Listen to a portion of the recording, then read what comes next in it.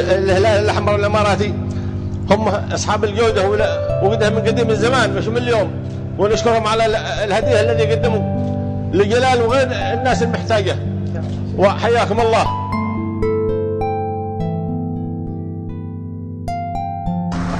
بسم الله الرحمن الرحيم. الأخ محمود محمد سعيد الحكيم، خريج جامعة حضرموت بكالوريوس، أعمل في جمعية المعاقين حركيا،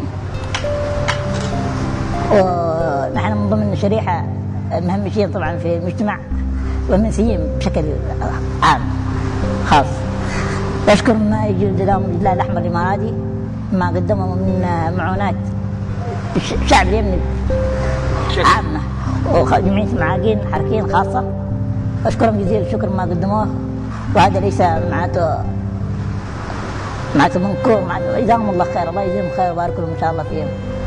نحن جمعية المعاقين نعانون من إعاقات ما هي إعاقات كثيرة من ضمن الدولة طبعا أول حاجة الحمد لله، وقول جزاهم الله خير، الله يبارك لهم إن شاء الله يكون الهلال الأحمر الإماراتي ينهض إن شاء الله مع إن شاء الله المعاقين إن شاء الله بالله تعالى، جزاهم الله خير، الله يبارك لهم إن شاء الله.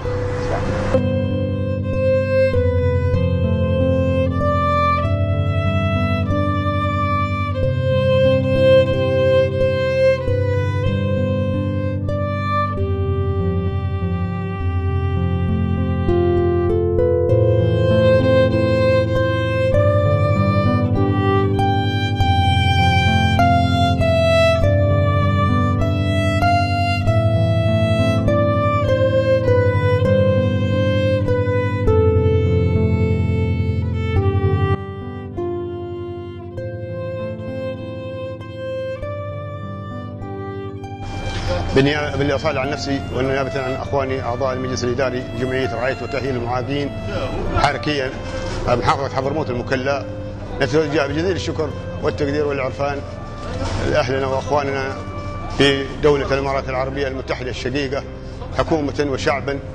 نسأل الله ونشكرهم على دعمهم لنا بتقديم سلة غذائية لأبنائهم المعاقين. نسأل الله العلي القدير أن يجعله في ميزان حسناتهم وأن يجزيهم عنا جزيل الشكر. كما لا يفوتني أن أتقدم بالشكر للأخوة القائمين على هذا،